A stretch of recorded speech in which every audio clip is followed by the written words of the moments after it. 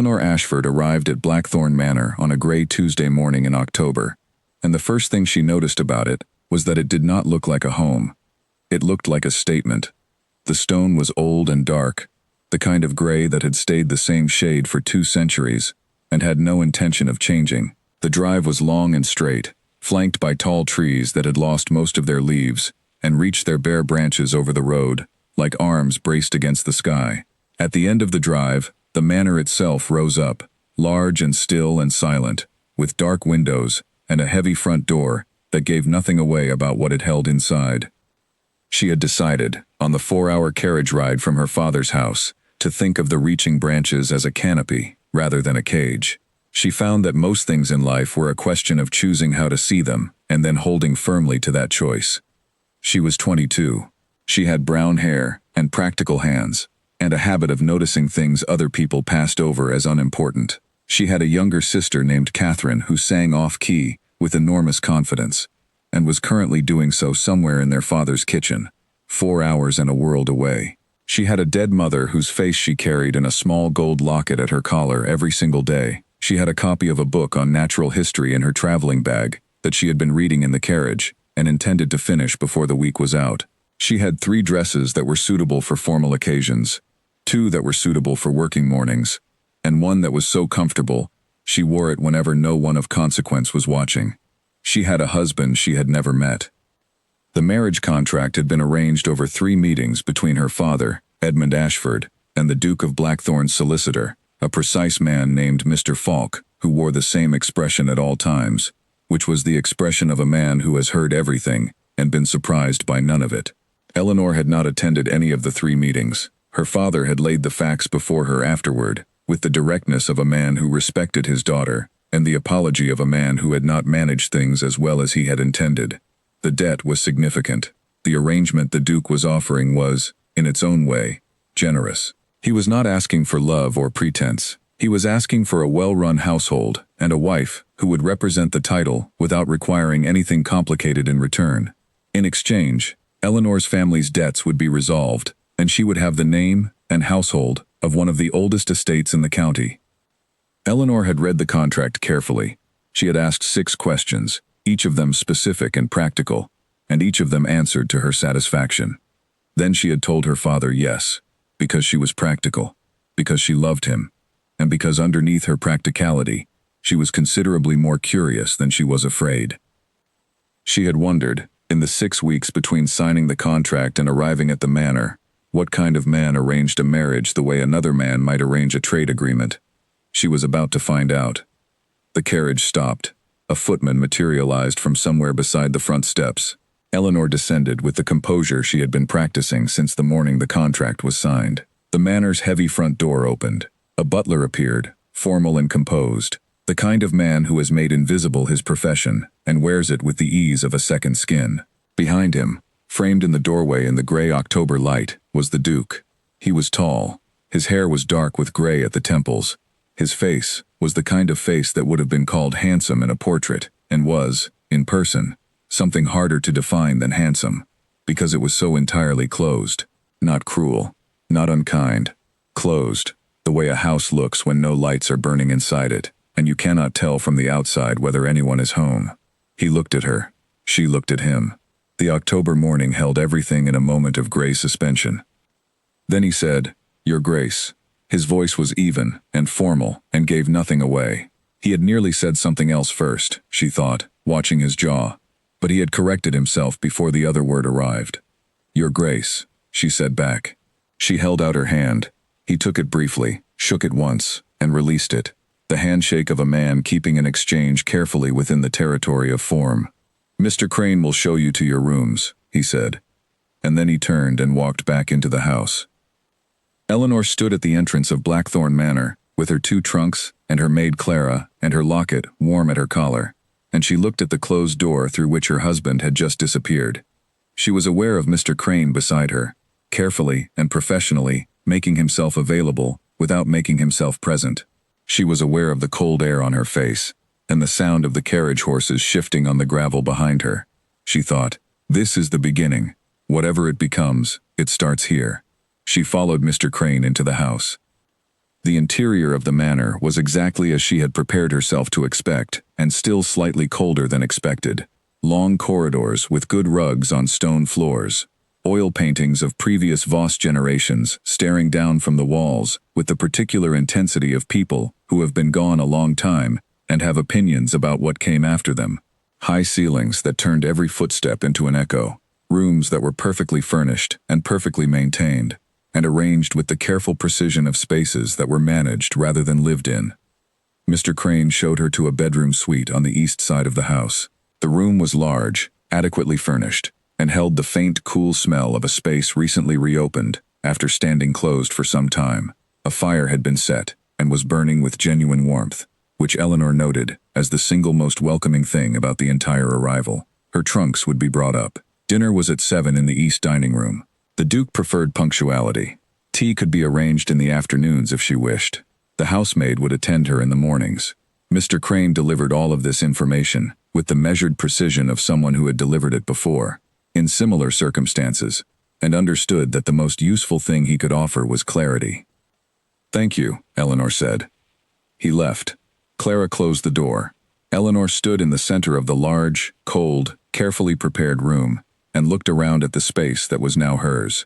The fire, the high ceiling, the window that showed a gray October sky above the top of the drive's trees, the furniture that had been chosen by someone with taste and placed by someone with method, and which communicated, in the way that rooms sometimes do, the priorities of the person who had arranged it. Everything in its exact right place. Nothing out of order. No sign that anyone lived here who had any interest in disorder, in warmth, in the ordinary beautiful mess of a space that someone actually inhabits. She reached up and touched the locket at her collar, her mother's face inside it, her mother's handwriting on the folded note she had carried since she was 15. She thought, there is a great deal to learn here. She thought, she had always been good at learning. She unpinned her traveling hat, set it on the dresser, and sat on the edge of the bed to take off her traveling boots. Clara moved quietly around the room, beginning the business of making it habitable, and Eleanor looked at the fire and listened to the extraordinary silence of a very large house and thought about a man who had shaken her hand like a transaction and walked away without looking back. She thought, whatever he is, I have not yet begun to understand him. And she was. She discovered in the privacy of that cold and quiet room, genuinely curious to try. She set her boots neatly beside the bed. She went to the window.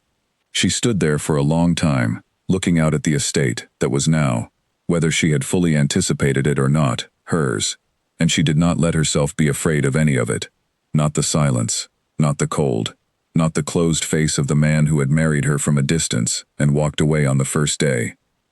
She was Eleanor Voss now, in the name the contract had made legal. She was Eleanor Ashford still, in every way that actually counted. The fire burned. The gray sky held. She stood at the window and looked out and thought, begin. On the second night at Blackthorn Manor, Eleanor heard footsteps stop outside her bedroom door. She was still awake. She was sitting at the small writing desk by the window, with a candle burning low, composing a letter to her younger sister Catherine, that she was not at all certain she would ever actually send. The footsteps were slow and measured, the kind that belonged to someone who knows every board and shift of a house's floors by long and private acquaintance, the way a sailor knows water, by feel and memory rather than by looking. They came down the corridor, they slowed, they stopped. She set her pen down very carefully so it would make no sound. Outside the door, nothing moved. She held her breath. There was only the dark and the quiet and the distant press of wind against old window glass. Then the footsteps moved on, growing fainter and fainter, until the corridor was empty again, and the only sound left was the low pull of the wind outside. She picked up her pen. She looked at the closed door for a long moment with the particular attention of someone who has noticed something they cannot yet explain. Then she turned back to her letter and wrote, "The Duke does not speak to me, except when the estate requires it. I am well. Do not worry about me." She left that last sentence there because it was almost true, and almost was the best she could manage at this particular hour of the night. The rules of Blackthorn Manor were never written anywhere, or presented to Eleanor in any formal way. No one sat her down and explained them. She simply learned them the way you learn the currents of a river, by moving through it carefully, and paying close attention to where the water pulls hardest. Breakfast was served at 7 in the east dining room. The Duke did not take breakfast with her. He had his coffee and papers in the study long before she came downstairs, which Eleanor learned from her maid Clara, who had learned it from Mr. Crane the butler, who had served the Voss family for 30 years and treated every piece of information about the household with the quiet, protective care of a man guarding something of great value. Dinner was the one fixed point of contact. Alaric appeared at dinner every evening at precisely 7 o'clock, which Eleanor had to grant him was at least consistent, if nothing else was. He sat at his end of a table long enough to seat 20 guests comfortably. She sat at her end. Between them the distance was formal and wide, and Mr. Crane moved between the two ends of the table with the solemn practiced efficiency of a man who had made invisible his profession and wore it like a second nature. Alaric brought documents to dinner most evenings. He read while he ate. Eleanor ate and looked at the candles in the middle of the table, which were always lit, even though their light barely reached either end, which said something about this house and its relationship with gesture versus actual warmth that she found, in a dry and private way, quite instructive. On the third evening, she said, "The weather has been good today." Alaric looked up from his document. His eyes were gray and sharp, the kind of eyes that take inventory of a room the moment they enter it and retain every detail. He considered her remark for a fraction of a second, as though determining what category of problem it fell into. "It has," he said. Then he looked back at the page. Eleanor finished her soup. She had grown up in a house full of sound. Her father ran a practice where doors opened and closed all day, and neighbors arrived without notice and stayed through supper, and Catherine sang in every room she entered, regardless of whether the room was suitable for singing. She had not fully anticipated that marriage would feel like this, like being placed in a very beautiful and very cold glass case and left there. The manor was grand, in a way that was almost aggressive in its grandness. Every surface was polished. Every clock kept perfect time. Every room was furnished with expense and maintained with precision, and yet there was no warmth in any of it. The fireplaces burned their wood, and still the cold seemed to come from somewhere the flames could not find. She met Mrs. Hollis, the housekeeper, on the fourth morning. Mrs. Hollis was a compact, efficient woman of about 50, with iron-gray hair and an expression of perpetual brisk purpose that Eleanor found oddly comforting, because it was at least honest. She came upon Eleanor standing in the corridor outside the kitchens, where Eleanor had been walking the house methodically to learn its geography, and without any visible surprise said, "Your Grace, if you would like to review the household accounts, I can walk you through them this morning." Eleanor had not asked about the accounts, but she recognized an invitation when she heard one dressed as an offer. "I would like that very much," she said. The accounts were kept in 3 large ledger books in Mrs. Hollis's office, which had the smell of cold tea and paper, and a faint floral trace that Eleanor eventually identified as dried lavender, tucked behind a row of supply catalogs on the lower shelf. Mrs. Hollis walked her through the records with the brisk, clear manner of a woman who respects competence, and was testing, politely but unmistakably, whether her new mistress possessed any.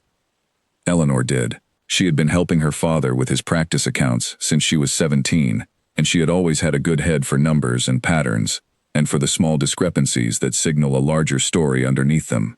She worked through the ledger books carefully, asking questions, listening to answers, and as she went, she began to notice things.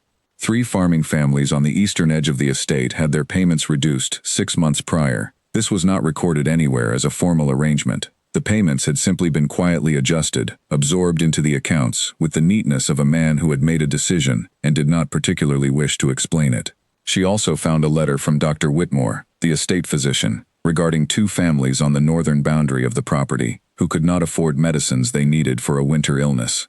The letter had been received. It bore a signature of acknowledgement. It had been filed.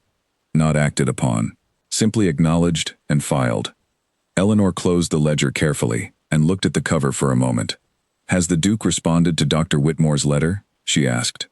Mrs. Hollis's expression performed a remarkable and complex communication without moving a single visible feature. "His Grace manages many demands on his attention, Your Grace." Eleanor nodded. She said nothing more about it that morning. She thanked Mrs. Hollis sincerely, finished reviewing the records, and went to find Mr. Crane to ask about a carriage to the village. Mr. Crane's eyebrows performed a small, involuntary, and immediately suppressed movement. "Shall I inform the Duke, Your Grace?" "The Duke is in his study," Eleanor said. "I am going to the village.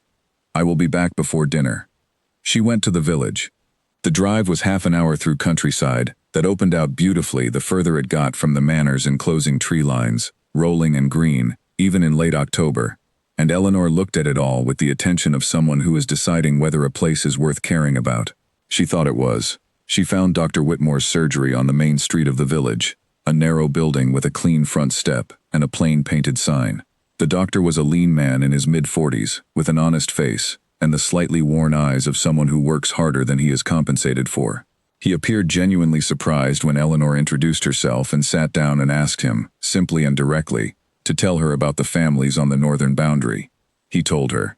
All of it, clearly, and without the hesitation of a man choosing what to include and what to leave out. He had the slightly dazed expression, by the end, of someone who has not been listened to with full attention in some time, and has found the experience more affecting than anticipated. Eleanor thanked him, arranged for the necessary medicines to be purchased from the village chemist and delivered to both families, and paid for it from her own household allowance, which the Duke's solicitor sent monthly, and which she had not yet spent in any significant amount. She asked the chemist to note it as a household account expenditure. She obtained no one's prior approval. On the drive back, the carriage passed a farmhouse where a woman in a blue apron was hanging washing on a line in the gray afternoon. The woman looked up at the sound of the approaching carriage, recognized it as the manor vehicle, and waved. Not a careful, formal acknowledgement. A genuine wave, direct and warm, the kind given between people who know each other. Eleanor did not know her. She waved back through the carriage window with the same warmth, and something in her chest, something that had been sitting tight and held since the first morning she arrived here, loosened slightly, as though a knot has been worked at long enough to give. At dinner that evening, Alaric looked up from his plate midway through the second course and said, without preparation, "You went to the village today." "I did," Eleanor said. "Dr. Whitmore." "Yes." She waited a moment, then added, in the same even voice she brought to everything at this table, "His letter has been in the household files since February." Alaric's jaw tightened.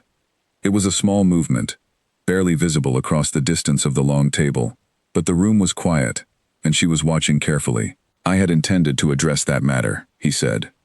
"Of course," she said. She returned to her food and said nothing more about it. He did not pick up his document again for the rest of that meal. She noticed. She did not remark on it. She thanked Mr. Crane for the evening, with the same composed pleasantness she brought to every dinner, excused herself, and went upstairs. In her room, she sat at the writing desk and thought about the tightening of his jaw. It had not been anger exactly. It had been something closer to the particular discomfort of a person, reminded of something they already knew, and had been carefully not looking at directly. She turned this over for a while, examining it. She found, to her own mild interest, that she felt no satisfaction at having caused it. She felt something more complex. The quietly adjusted tenant payments, made without announcement and without recording them as charity, said something about him that did not match the cold, removed figure who brought documents to dinner and shook hands like a transaction. He had noticed the tenants. He had responded to their difficulty. He had simply not followed all the way through. And she did not yet know if this was indifference, or overload, or something else entirely. She was, she thought, beginning to suspect it was something else. She thought about this for a long time. Then she wrote to Catherine. She told her about the village, about Dr. Whitmore's honest face, about the woman waving from the farmhouse. She wrote, "The house is cold, but the land around it is good, and the people on it are real. I am learning the shape of things here. The Duke is harder to read than I expected, and easier to misread than I expected, which I think might amount to the same thing." She sealed the letter. She put out the candle. She lay in the dark and listened to the manor settle around her, the old sounds of a very old building, and she thought about the footsteps that had stopped outside her door on the second night. They did not return. She told herself, in the days that followed, that this meant nothing. She was fairly successful at believing it. 2 weeks into her time at the manor, she met George Fenn, the groundskeeper, who worked the east grounds every morning in the early light, and had the slow, patient speech of a man who has learned everything he knows from soil and time. and sees no reason to rush any communication that does not require urgency. She met Edith Fenn, his wife, who came twice a week with a breadbasket for the kitchen staff, and moved through the world with the cheerful, blunt confidence of a woman who had never spent much energy worrying about what people thought of her, a quality Eleanor found immediately and deeply appealing. George told her, one morning while she was walking the east grounds, and he was working on a section of the border beds, that the east garden had been the finest on the estate until 8 years ago. The late Duchess had kept it. When she died, the Duke had ordered the east section closed. Not removed, not replanted, just closed. The gardeners kept it from becoming fully wild, but nothing new had been done with it in 8 years, and the rose beds in particular were a tangle of old growth and missed potential. Eleanor looked at the overgrown east beds with the eye of someone who sees what a thing could be, rather than only what it currently is. "Do you have any seed catalogs?" she asked George. He looked at her from the corner of his eye. "Edith might have some. Ask her to bring them up," Eleanor said. 3 days later, Edith arrived at the manor's back door with her breadbasket and 3 rolled seed catalogs under her arm, and she looked at Eleanor with the frank, measuring regard of a woman who says exactly what she thinks and wants to know if the person in front of her does the same. "You're not what we thought you'd be," Edith said. Eleanor raised an eyebrow. "What did you think I would be?" Edith considered this briefly. "Someone who would stay inside and not bother anyone." Eleanor almost smiled. "I bother everyone, given enough time," she said. Edith laughed, a real and generous laugh, and Eleanor found she was smiling after all. The East Garden became her project. She ordered seeds. She worked alongside George in the mornings, kneeling in the cold earth, learning which plants still had good roots beneath the neglected growth, and which needed to be cleared away completely to make room for something better. She arranged for the cracked stone path sections to be reset. She found, in the household records that Mrs. Hollis produced with the expression of someone who has been waiting for precisely this request, 3 leather ledger books of the late Duchess's planting notes, filled with neat handwriting and precise seasonal observations. Eleanor read them all. Alaric said nothing about any of it. He did not come to the east grounds. He must have seen the activity from the windows of his study, which looked out over that part of the estate, but he offered no comment at dinner and made no inquiry. Though she noticed, around the 3rd week, that he had stopped bringing documents to dinner at all. The papers stayed face down on the table beside his plate and were not picked up again after the first moment. He did not explain this change. She did not ask about it. She wrote to Catherine. Her letters were becoming longer. She had stopped editing them. "The house is cold," she wrote, "but I have found the people in it. The groundskeeper's wife will say anything she thinks, and it is a considerable relief. The housekeeper is the most professionally composed human being I have ever encountered, and I believe she is on my side, though she will never say so. I am planting things in a garden that has been abandoned for 8 years, and I find this suits me. I am well, Catherine. I am more than well. I am occupied, which is not quite the same as happy, but is rather closer to it than I expected." At dinner toward the end of the 3rd week, Alaric said, abruptly, and into the middle of the 2nd course, "You have been speaking with the tenants." Eleanor set down her fork. "Yes," she said. "That is not typically within the household's immediate concern." She looked at him across the long table. "I manage the household," she said. "The household is part of the estate. The tenants are part of the estate." It seemed to follow. He was quiet. The clock on the side table counted seconds. Then he said, "Very well," in the tone of a man who has considered a challenge and decided it is not worth contesting, and returned to his meal. It was the first real exchange they had had at dinner. She thought about it afterward. Very well was a small thing, and yet it was not nothing. It was the first time he had looked directly at what she was doing, and not looked away.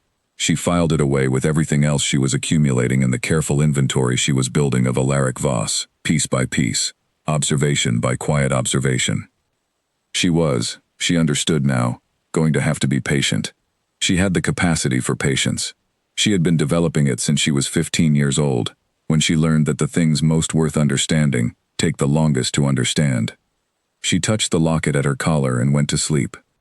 The key was in the lock. Eleanor saw it at the end of the east corridor, on a gray Wednesday morning, in the 5th week of her time at the manor, and she stopped walking, and simply looked at it for 10 full seconds, before she did anything else. She had passed this door many times.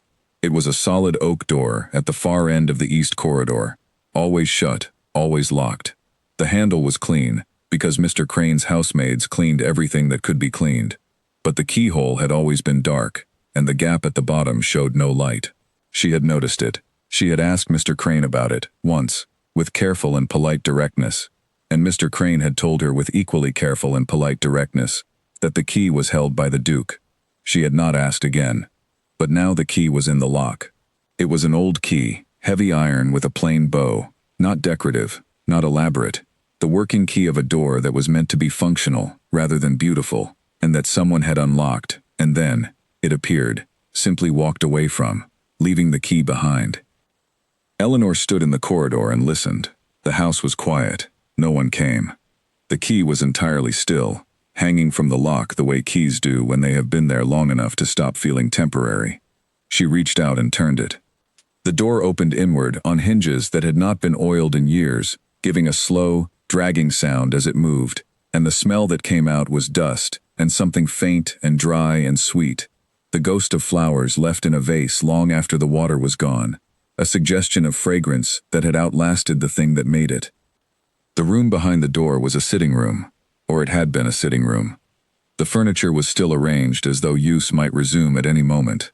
2 chairs positioned near the fireplace, a writing desk placed to catch the window light, a small round table with a lamp on it, a bookshelf against the far wall. Everything wore the same even layer of fine dust, the kind of dust that takes years to accumulate undisturbed. The curtains were closed. No daylight came in. Eleanor crossed the room without thinking carefully about whether she should. There was a portrait on the writing desk, a miniature in an oval frame, the size of a book's cover, placed where it would be the first thing a person sitting at the desk would see.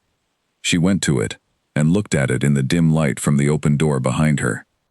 A young woman, 20 years old in the painting, perhaps a little less, light brown hair dressed with care and some formality, a face that was, by any measure, beautiful, but the beauty was not the thing that caught Eleanor first. What caught her was the expression.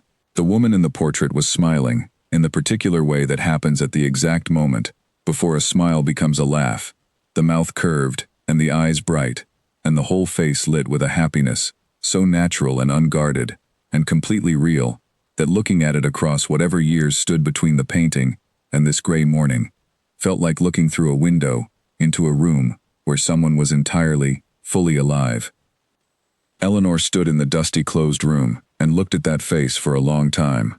She felt something she had not anticipated feeling, not jealousy, something softer and more complicated, something close to grief, but on behalf of someone else, and on behalf of a loss she had not witnessed but could understand completely, because it was written into the walls of this house she now lived in. It was in the silence at the dinner table. It was in the locked door and the undisturbed dust. It was in the precisely maintained house that had no warmth in it, and in the man who had built that precision around himself like a structure intended to last. She reached out and straightened the portrait on the desk. It was the only thing she touched. Then she left the room, pulled the door back to its closed position, turned the key in the lock, and took the key with her. She gave it to Mr. Crane at the bottom of the stairs. "I believe this was left in the east corridor by accident," she said. Mr. Crane took it with the expression of a man who has spent 30 years ensuring that nothing about his face reveals what he knows. "Thank you, Your Grace," he said. She went to wash her hands and said nothing more about it to anyone. But the face in the portrait stayed with her. It followed her through the rest of that morning, through an hour she spent reviewing the seed order for the garden, through a solitary lunch, and into an afternoon walk that took her further than usual, down past the formal grounds to the edge of the estate, where the land met a long line of old oak trees, and the light came through them sideways in thin, pale columns. She stood under those trees and looked back at the manor, distant and gray and immovable on the rise of the land, and she thought about the woman in the portrait, and she thought about a man at 22 years old, and she reached up through her coat and closed her fingers around the locket through the fabric of her dress. She had been 15 years old when her mother died. Her mother's name was Helen Ashford, and she had been one of those people who make every room they enter warmer without appearing to do anything in particular to achieve it. She had the gift of genuine interest in other people, which meant she listened with complete attention, and asked questions that were real questions, rather than social forms, and people talked to her for this reason the way they rarely talked to others. She had taught Eleanor to cook tolerably, to read well, to argue with clarity and without cruelty, and to meet her own mistakes with the same good humor she extended to the mistakes of others. She had died in the spring of the year Eleanor turned 16, of a fever that came quickly and moved fast, that the doctor said was unusual in its speed, and that the family said was unbearable in every possible way, and that time, in the manner of time, converted into something that did not diminish, but simply changed its nature. Eleanor had sat beside her bed for 6 days. On the 6th morning, very early, when the house was still asleep, and the birds had not yet started, and the light outside was the particular colorless gray, that is the earliest edge of dawn, her mother had pressed the locket into her hand. It was her grandmother's locket, old gold with a worn clasp, small and oval, and carried every day, for so long, that the surface had the soft, burnished quality of something well loved. Inside, her mother had placed a miniature portrait she had painted herself, with more love than technical skill, which was a small and slightly imprecise oval of color, that was meant to be her own face, and which, if you were generous, resembled a person. Beside the portrait, folded so many times it had become as soft as cloth, was a note.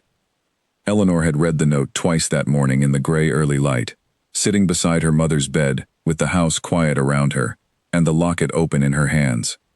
She had memorized it before she finished the second reading. 7 words in her mother's handwriting, steady and clear despite the pain of the preceding days. You are enough, exactly as you are. That was all. 7 words. She had put the chain around her neck immediately, and she had not taken it off since. Not for any occasion, not in any company. She had worn it through the rest of her schooling, and through the years at her father's house, and through the morning the contract was signed, and through the carriage ride to Blackthorn Manor, and through 35 dinners at the far end of a very long table, from a man who had not once, in those 35 evenings, looked at the locket or asked about it. It was at her collar every day, warm from her skin, and when she touched it, she thought of her mother, and something steadied in her, the way a mast steadies in a ship, holding the whole structure upright when the wind comes in sideways. Standing under the oak trees at the estate's edge, she thought about the woman in the portrait and the woman in the locket, and about what it means to carry a person with you every day of your life, after they are no longer able to walk beside you.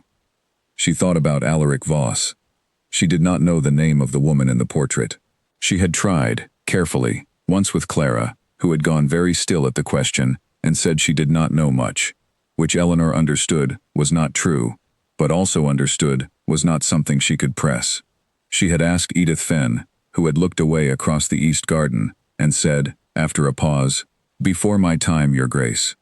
Which was also, Eleanor suspected, not entirely true, but she respected the boundary. Some knowledge has to be earned, and she had not yet earned this particular piece of it. What she knew without being told was what the portrait said about the house she was living in. A room locked for years, a garden closed and left. A man who arrived at dinner every night with the composure of someone who had learned composure as a survival mechanism rather than a natural state, and who sat at the far end of a table with the distance of a man who has decided that distance is his safest position, and has held it so long he has almost forgotten that it was a decision. She started walking back toward the manor. The light was moving through the oak trees in long evening angles now, golden and slow. She walked at a pace that had intention in it, not urgent but deliberate, the pace of someone who has settled something inside themselves, even if the settling is not yet fully articulate. She had arrived at Blackthorn Manor 6 weeks ago, with 2 trunks and a composure she had been constructing for weeks, and a determination not to be diminished by whatever she found. She had found cold rooms, and a cold man, and a house full of precision and absence. She had also found George Fenn, who talked to plants in a low, patient voice. She had found Edith, who said exactly what she thought, and laughed without apology. She had found Mrs. Hollis, who communicated volumes through the arrangement of her face. She had found a garden that needed her, and tenants who needed someone to notice them, and household accounts that told an honest story of a man who had good instincts and insufficient follow-through. And she had found, at the end of a corridor, a locked room with a face inside it that explained, without a single word, the long architecture of Alaric Voss's silence. She thought about her mother's note as she crossed the south lawn toward the manor's side entrance. She thought about carrying 7 words across years. She thought about what a person builds around themselves when they have lost something enormous and have decided, at some level, that the building is the only way to survive. She thought she understood this. She had not built walls, but she had built something, in the years since she was 15, that was less visible and equally solid. A kind of internal composure, a place inside herself where nothing could touch the things that mattered most. The locket, the note, the face of her mother, carried daily. She had kept those things in a room inside herself that was very carefully maintained, and she had kept it locked, and she had worn its key around her neck every single day, and she had told no one. She stopped at the side entrance of the manor, and looked back once at the line of oak trees she had walked from, dark now against the evening sky. She thought about locked rooms and keys and what it takes to decide to open a door. Then she went inside. That night, she wrote to Catherine for a long time. She told her about the locked room and the portrait inside it. She told her about walking to the oak trees and back. She wrote about the locket and their mother in a way she had not written about either since the first months after she died, when the pain of it was still sharp enough to require expression, and she had filled letters with it. She wrote now with something different, not the sharpness of fresh grief, but the steady warmth of something that had been carried long enough to become strength. She wrote, "I think I finally understand the note differently than I did when she first gave it to me. When I was 15, it meant I was enough, even though she was leaving. Now I think it means something more forward-facing than that. It means I am enough here, in this house, with this life I did not entirely choose. It means I do not need permission from anyone, not even from a cold and complicated man with a locked room, and a face that has forgotten how to be open, to take up space and matter, and do things that are worth doing." She sealed the letter. She put the candle out. She lay in the dark, with her hand resting open on the locket at her collar, the way she sometimes did on nights that required steadying, and she felt it warm and small and constant against her fingers. She thought about the woman in the portrait. She thought about the note. She thought about her mother's handwriting, steady despite everything. She was enough. She always had been. She just needed to stop waiting for this house to confirm it, and start living as though she already knew. The change happened on a morning in the 8th week, and it did not announce itself with any drama or declaration. It simply arrived, the way the most important things tend to arrive, quietly and without ceremony, in the middle of an ordinary morning. Eleanor had come downstairs early and eaten her breakfast alone in the east dining room, as she always did, reading with her book propped against the sugar bowl, which she had been told as a girl was an improper habit, and which she now found she had entirely no intention of abandoning. The footman had set the table for one, as he always did. The chair at the far end of the long table was empty, as it always was. She had looked at that empty chair every morning for 8 weeks, and on this particular morning she noticed, with a mild and almost academic interest, that it had stopped bothering her. Not because anything had changed. The chair was still empty. The table was still long. Alaric was still in his study with his coffee and his papers, as he had been every morning since her arrival.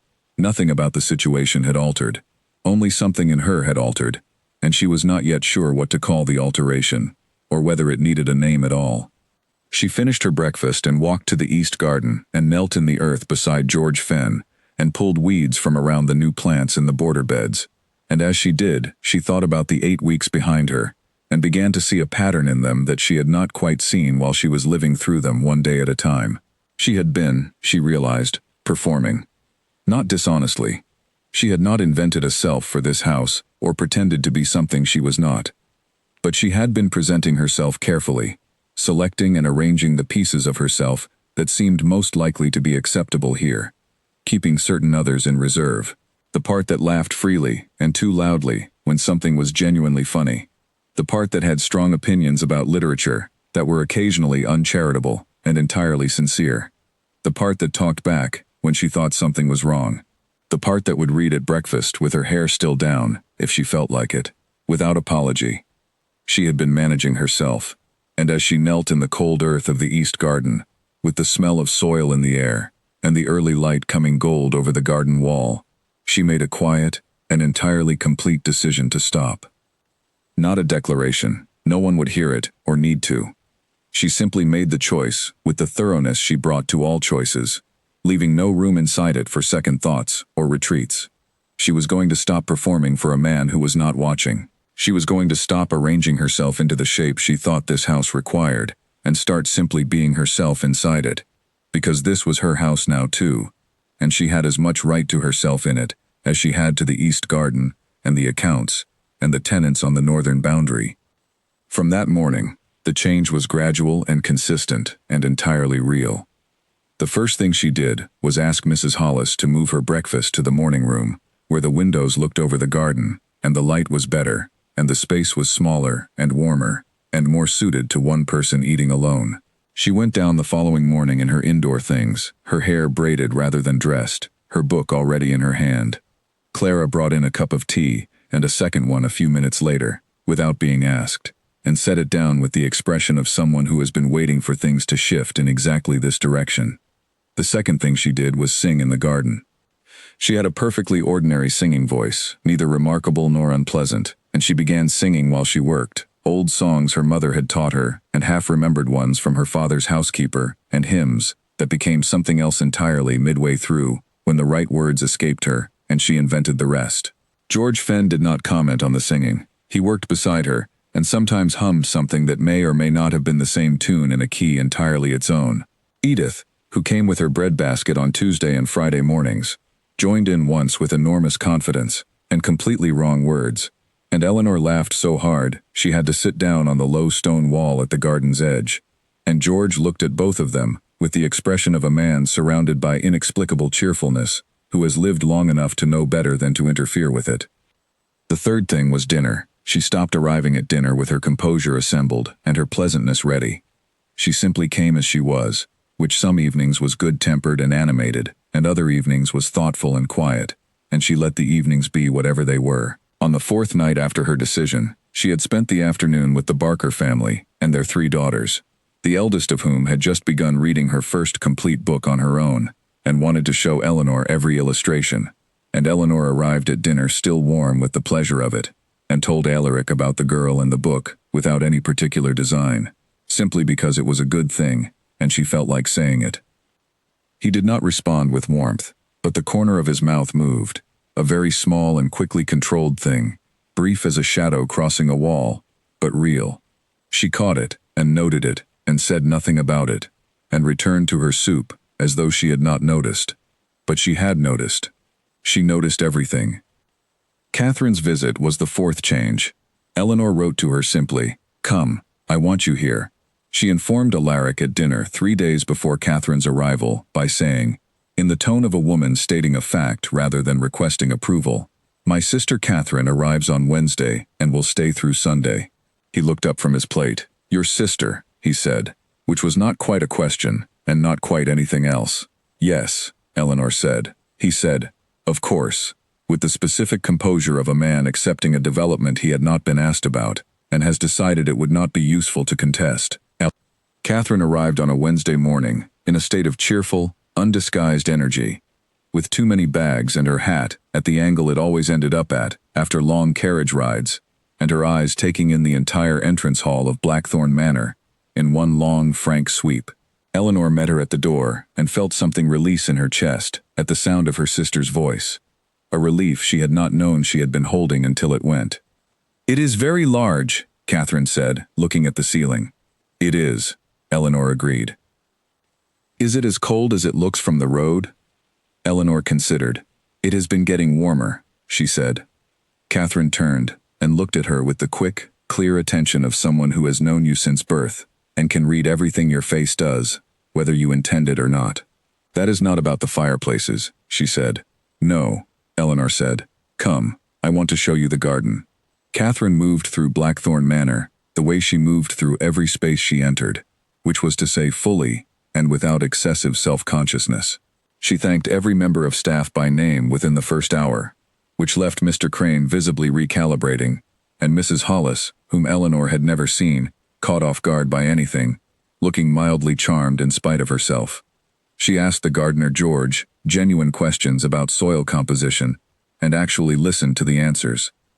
She sat in the morning room with Eleanor for 2 hours on the first afternoon, and talked the way they had always talked, rapidly and honestly and across each other's sentences, and Eleanor realized somewhere in the middle of it that she had been very lonely, and had been doing a competent job of not acknowledging this to herself. Alaric encountered Catherine at dinner on the first evening. Eleanor watched him encounter her with the particular attention she had by now developed for reading him in the spaces between the things he actually said. Catherine addressed him directly, and without any of the careful formality that the manner and its duke seemed designed to produce in people. She asked him questions that were genuine rather than social. She said things that were funny, and waited to see if he would find them funny, which was a thing she did with everyone she met, and which either went very well, or produced a silence that she had learned to navigate with cheerful unconcern. With Alaric it produced, by the main course, something that Eleanor had never seen at that dinner table before. Actual conversation. Not the careful, obligatory exchanges she and Alaric had been conducting for 2 months. Real conversation, with ideas in it and some actual disagreement about one of them, and by the end of the meal he had spoken more words in a single evening than Eleanor had heard from him in any other. That night, Catherine sat at the foot of Eleanor's bed, in the old way they had always talked, and said, "He watches you." Eleanor was brushing her hair at the mirror. "Does he?" "Constantly," Catherine said. "You have to look very fast to see it, because he hides it well.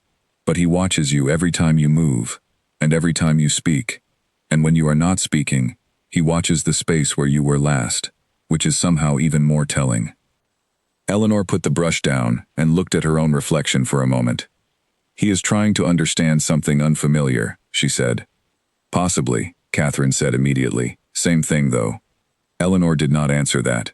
She picked up the locket from the dresser where she had set it for the evening, and put it back around her neck. In the mirror, Catherine watched her do it, with the expression of someone filing information away. "Go to sleep," Eleanor said. "In a moment," Catherine said, without moving. Eleanor went to sleep first. Catherine left on Sunday, with her too many bags and her hat, and the particular absence she always left behind her, which was the absence of noise and warmth, and the cheerful, relentless honesty of someone who loves you enough to say exactly what she sees. The manor was quieter for it, but it was a different quiet than before. Something had been stirred that had not fully settled, and Eleanor felt it at dinner that evening, in the way Alaric's eyes moved once, quickly, to the seat where Catherine had sat, and then moved away again. She did not make anything of it. She simply carried on. The garden was growing. The east beds were filling in with the new growth she had planted through the autumn, and the rose canes she had cut back in September were showing the early signs of what would come in spring. She worked in it every morning, and was happy there, in the way that she was coming to understand was her particular kind of happiness, the kind that comes from doing things that matter, with her hands, in real earth, with good people nearby. She stopped waiting for Alaric Voss. Not because she had given up on the possibility of something more, but because waiting, she had decided, was its own kind of diminishment, and she had no more interest in diminishing herself. She had her work, and her garden, and her tenants, and her letters to Catherine, and her mother's note at her collar, and these were enough. These were more than enough. She was not waiting. She was living. And Alaric Voss, sitting in his study at the window that looked out over the east grounds, watching the woman who had stopped watching for his approval, found that he could not concentrate on a single letter of his correspondence. He had not expected this. He had expected many things from the arrangement he had made, most of them in the category of neutral and manageable. What he had not expected was a woman who would take his cold house and quietly, methodically, without asking for his permission or his acknowledgement, make it better. What he had not expected was to find himself at his study window at 9 in the morning, watching her laugh in the garden with the groundskeeper's wife, and to feel something move in him that he had been making a very careful practice of not feeling for 8 consecutive years. He got up from the window. He sat back down at his desk. He picked up his correspondence. He put it down again. Outside, the sound of singing drifted up from the garden, low and ordinary, and completely real. He sat at his desk and heard it, and did absolutely nothing with his correspondence for the next hour. It started with a book. Alaric Voss had been looking for his copy of the estate ordinances for most of a Tuesday morning, which was not a thing that happened to him, because he kept his library in a precise and consistent order that had not required searching in years. He finally located the ordinances on the third shelf from the right in the main library, which was exactly where they belonged, and therefore not where he had been looking, because he had apparently put them away himself and then forgotten doing so, which was also not a thing that happened to him. He took the book from the shelf and saw the ribbon. It was a blue ribbon, narrow and simply knotted, marking a page somewhere in the middle of the volume, and it was not his ribbon, because he did not use ribbons as markers, and did not own any ribbon in that particular shade of blue, which meant Eleanor had been here. Eleanor had taken the estate ordinances from his library, and read them, and marked her place with her own ribbon, and returned the book to precisely the shelf it belonged on. He stood in the library with the book in his hand, for considerably longer than was warranted by this information.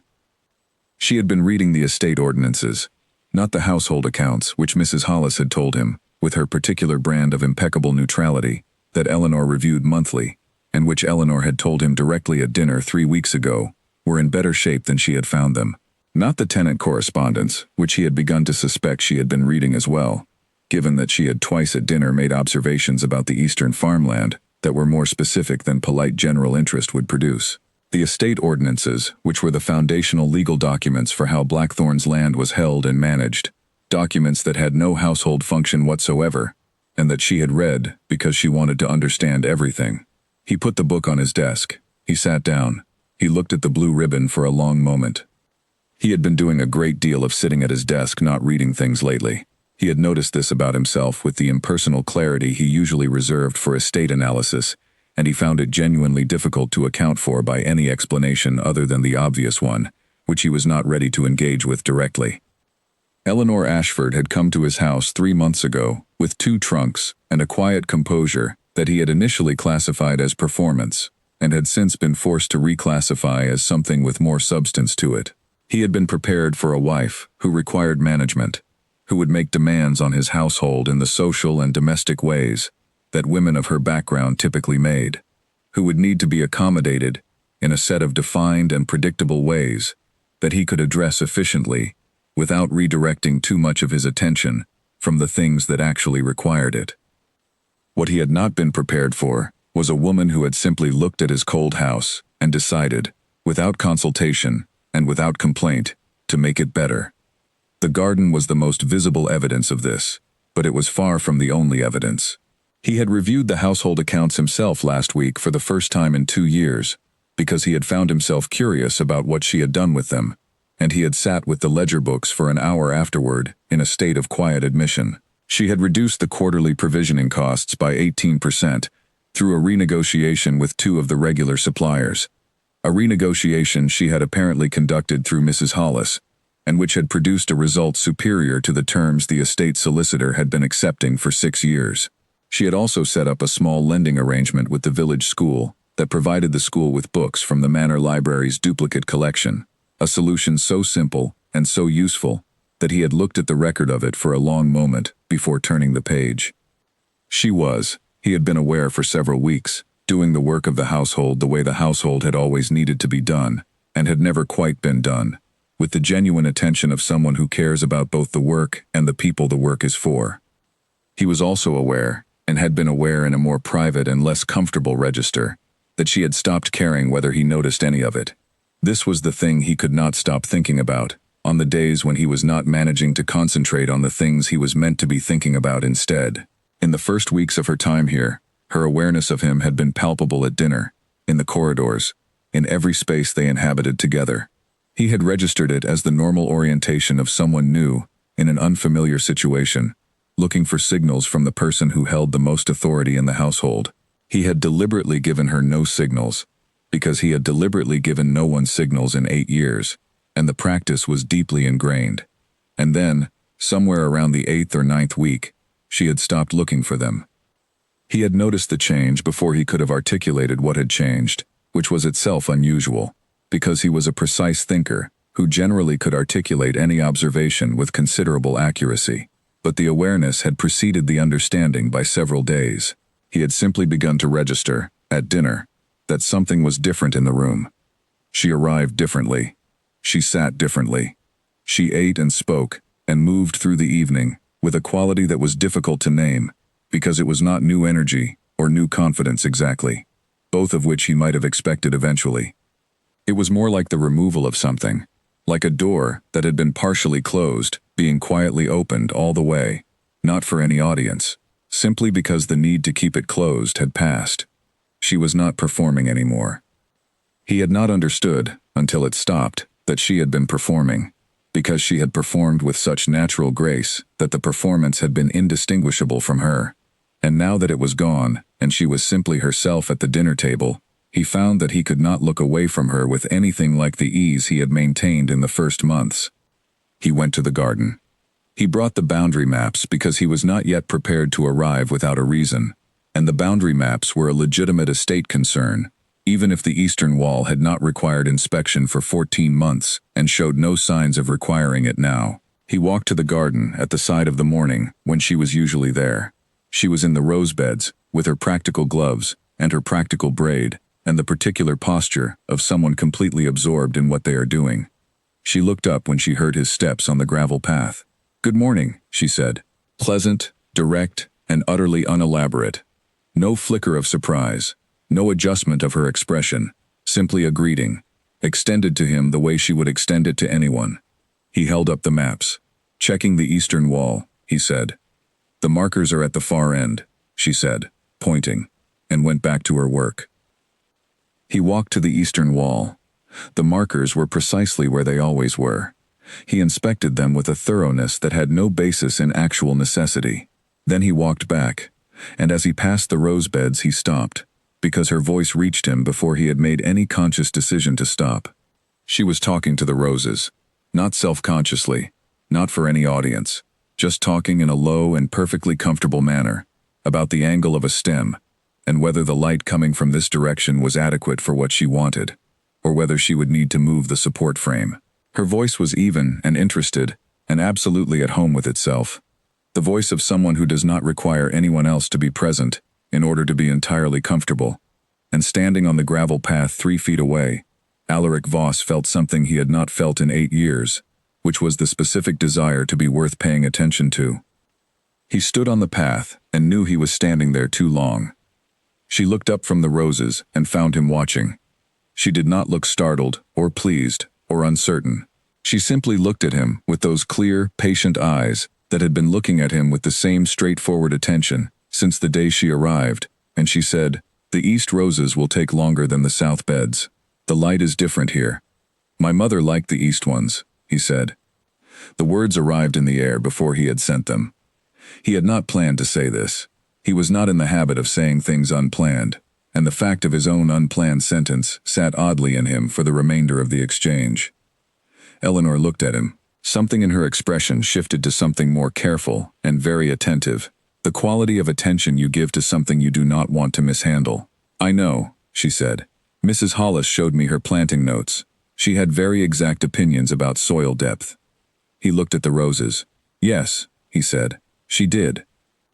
The silence lasted long enough to become something, and then he said, "Good morning again," which was not the right remark for the middle of a conversation, but which was apparently all he had left, and he walked back to the house. In his study, he sat at his desk and did not open any correspondence for 20 minutes. He got up. He went to the window that faced the east grounds. Eleanor was still in the garden, working her way along the rose bed with steady, practical attention, and she was singing something low and half-heard from this distance, old and familiar in a way he could not place immediately. Then it placed itself. His mother's garden, his childhood, a summer he had not allowed himself to think of in years. He went and asked Mrs. Hollis about the household schedule. He asked about it in the way of a man trying to make a question about one thing look like a question about another thing, which Mrs. Hollis understood perfectly, and responded to with the impeccable neutrality of someone who saw exactly what was happening, and had decided, for reasons of her own, to permit it. "Her Grace visits the tenant families twice a week," Mrs. Hollis told him. "She manages the East Garden project with George Fenn. She reviews the household accounts monthly. She has also been in correspondence with the village school regarding books." A precise pause.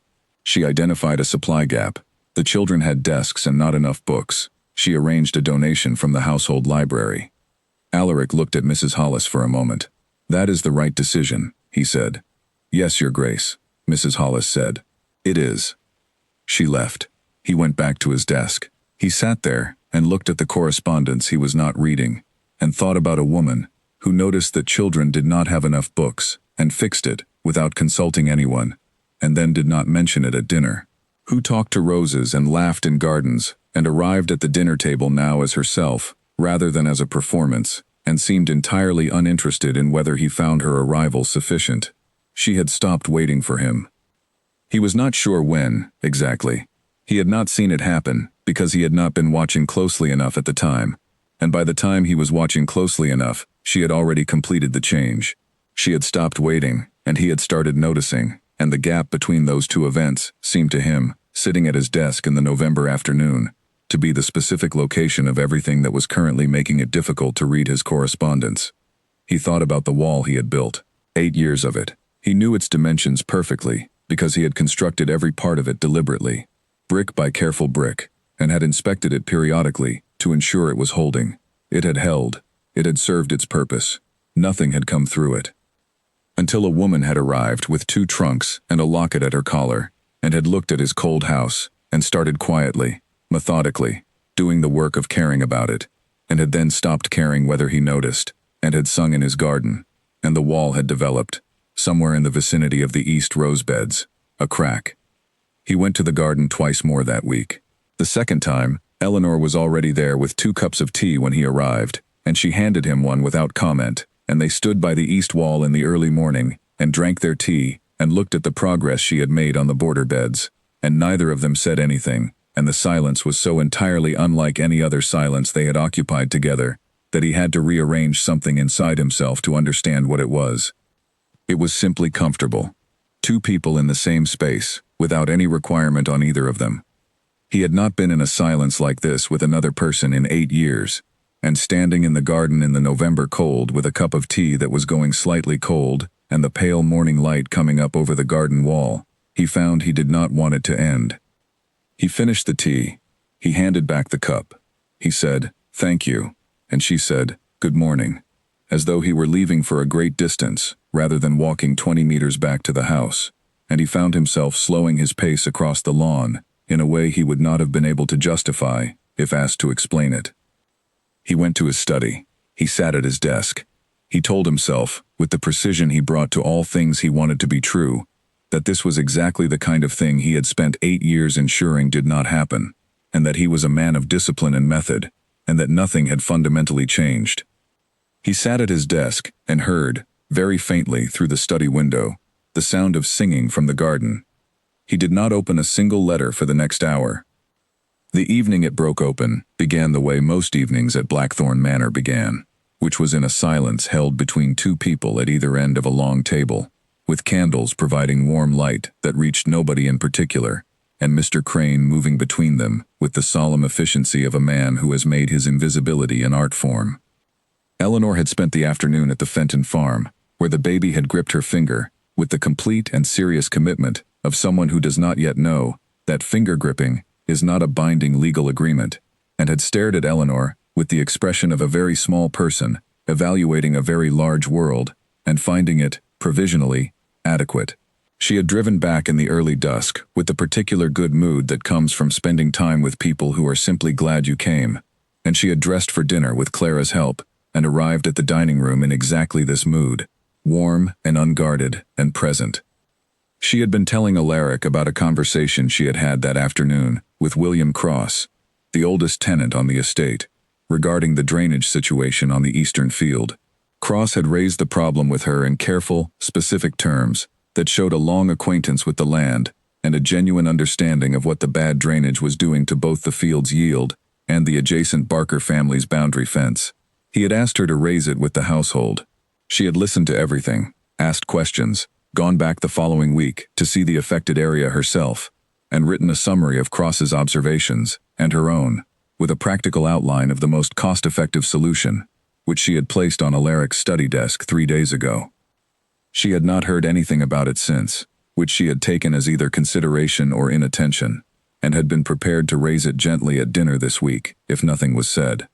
She did not need to raise it gently, because Alaric raised it first.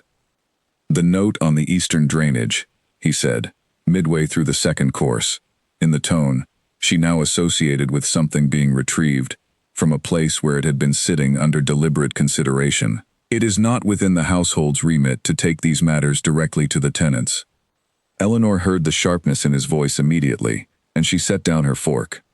She set it down carefully, with the deliberateness of someone making a choice, and she sat back in her chair and looked at him across the length of the table. He was looking at his plate, which she recognized as the position of a man who has said something he wanted to say, and is now waiting to see whether he needs to defend it. "I disagree," she said. He looked up. His gray eyes were direct and slightly startled, which told her he had expected either silence or capitulation, and had not prepared for neither. "William Cross has been farming that land for 40 years, she said, keeping her voice completely level. "The drainage problem affects his yield, the Barker family's fence, and the structural integrity of the field's lower boundary. He came to me because he needed someone to bring it to the household's attention. I went to look at it myself. I spoke to him twice, and I wrote a summary that is factually accurate and practically sound." She paused. "The note has been on your desk for 3 days. His jaw tightened. She watched it happen, and kept her eyes on his face. "I have reviewed it," he said, with a controlled evenness that was a different thing from his usual controlled evenness, because it required more effort than the usual kind. "My point is that tenant concerns of this nature should come through the estate management, not through you." "Through whom?" she said. "You have not appointed an estate manager in 2 years. Mrs. Hollis manages the household, not the land. I visit the tenants. I know them. They come to me because I am here, and I listen." She stopped herself for a moment, because she wanted to be clear, rather than heated, and she was nearly heated, and she had not been nearly heated at this table in 3 months of very deliberate composure. "I have been managing this household's relationship with the people on this estate since the 2nd week of our marriage. I have done it well. The accounts show it, and the tenants show it, and I believe, if you reviewed the relevant records, you would find the evidence is straightforward." Silence. The candles burned, the clock ticked. Outside, the November rain that had been falling since mid-afternoon pressed itself against the windows in the quiet, thorough way of rain that intends to stay all night. Mr. Crane was somewhere in the room but had become so invisible he was effectively absent. Alaric said nothing. His expression was held very carefully still, but his eyes were doing something complicated that she could see from across the table, and that she watched without trying to interpret too quickly. She put her napkin on the table. She did it without hurry. She did it as a person does who has said what she needed to say and considers the subject complete. "The drainage summary is on your desk," she said. "The decision is yours, as it always is. Good night, Your Grace." She stood. She pushed her chair back with the same deliberate, unhurried composure she had brought to every dinner for 3 months, and she met his eyes one final time across the table, and then she left the room. She walked down the corridor at a measured pace, and up the stairs, and into her room, and she closed the door behind her, and stood in the middle of the floor, with her hands still, and her breathing even, and the locket warm at her throat. She had not been angry in the way that loses its shape and becomes something ragged and uncontrolled. She had been angry in the way that comes from principle, clean and specific, and she had said what she meant, and meant what she said, and walked out with everything intact. She felt, examining herself honestly in the mirror across the room, no desire to take any of it back. Clara was there, laying out Eleanor's evening things with the practiced quiet of someone who had become very skilled at reading the room. She looked once at Eleanor's face, and then looked back at what she was doing, and said nothing, which Eleanor noted as the correct and appreciated response. Eleanor sat at the writing desk. She did not immediately pick up her pen. She sat with the evening behind her, turning it over in her mind with the same careful attention she brought to anything that needed examining. She had been right. She was certain of that. What she was less certain about was what the exchange had cost, or what it would produce. In 3 months, she had been many things at the dinner table, composed and pleasant and gradually less performing. But she had not been directly challenging, and this had been direct and challenging, and she had no way of knowing yet whether Alaric Voss would receive that as something useful, or simply build another portion of wall in response. She thought about the tightening of his jaw. She thought about the silence that had followed. She thought about the fact that he had not raised his voice, had not been cruel, had not attempted to diminish her. He had said something dismissive, and she had pushed back, and he had gone very still, and then said nothing, and then she had left. That was the sequence of events. She turned it over and looked at all its sides. There was a sound below, after a while. The front door. Footsteps on the gravel outside. Alaric was crossing the south lawn toward the tree line at the estate's edge, walking at the pace of someone going somewhere specific, though there was nothing in that direction, except the old oak trees and the open land beyond them. He had no coat. The rain was steady and cold. She watched him go until he was no longer visible in the dark, and then she stood at the window for a few moments more, with her reflection, looking back at her in the glass. She wrote to Catherine. She wrote honestly, and in full, the way she always wrote to Catherine now, without editing. She wrote, "He told me the tenants were outside my area, and I told him he was wrong and I left. I do not regret it. I refuse to be treated as an ornament in my own house. I did not come here to be invisible, and I will not become invisible simply because he finds it convenient." She paused. She read back what she had written. Then she added, "He did not shout. He did not say anything unkind. He said something dismissive, and when I pushed back he went completely still, which is more interesting to me than shouting would have been. I do not know what to make of that yet. I may need more time." She sealed the letter. She put on her warm robe and read by the fire for an hour, and then she put out the candle and lay in the dark. Alaric came back into the house after she had been in the dark for a long time. She heard the front door, and then his footsteps in the entrance hall, and then on the stairs, and then in the corridor. They slowed as they approached the intersection near her door. They stopped. Not at her door. At the corridor's turning point, a few feet away. They stayed there for a long time. Long enough that she had the distinct and peculiar sensation of two people separated by a wall, each aware of the other, neither quite sure what the next movement should be. Then his footsteps continued to his room. She stared at the ceiling in the dark. She thought about what it costs a person to stand in a corridor at midnight, still damp from November rain, because a conversation at dinner has cracked something open that they have been keeping sealed for 8 years. She was not angry anymore. She was not soft about what had happened either. She was simply thinking clearly, as she tended to think in the dark and the quiet, and what she thought was this: a man who does not care does not stand in the rain without a coat. A man who does not care goes to bed. A man who does not care sits down at his desk the next morning and does what he always does, without the weight of the night before on him, because the night before produced nothing that required carrying. She thought, he is carrying something. She thought, we will see what he does with it. She fell asleep before she had resolved anything, which was exactly what she had decided to do. In the morning, she went to the garden. She worked for 2 hours, and then went to the morning room for tea, and found, on the corner of her writing desk where Clara laid the daily correspondence, a note in Alaric's handwriting. 4 words, reviewed, will arrange inspection.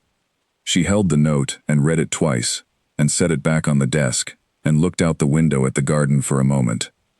Then she picked up her pen and wrote to Dr. Whitmore about a medicine order for the Barker family's eldest daughter, who had a persistent winter cough, and she did not give the 4-word note another thought that day. Though she touched the locket twice during the morning, which was once more than usual, and the second time she was smiling without entirely knowing why. 3 days after the dinner, Alaric walked into the library at 10 in the morning and stood in the doorway.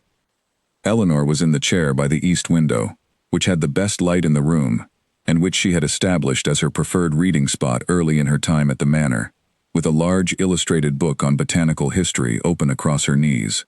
She had her feet tucked under her, which was not the posture recommended for a duchess, and which she had decided, somewhere around the 6th week, she did not care about at all. The morning light came through the window and lay warm across the pages.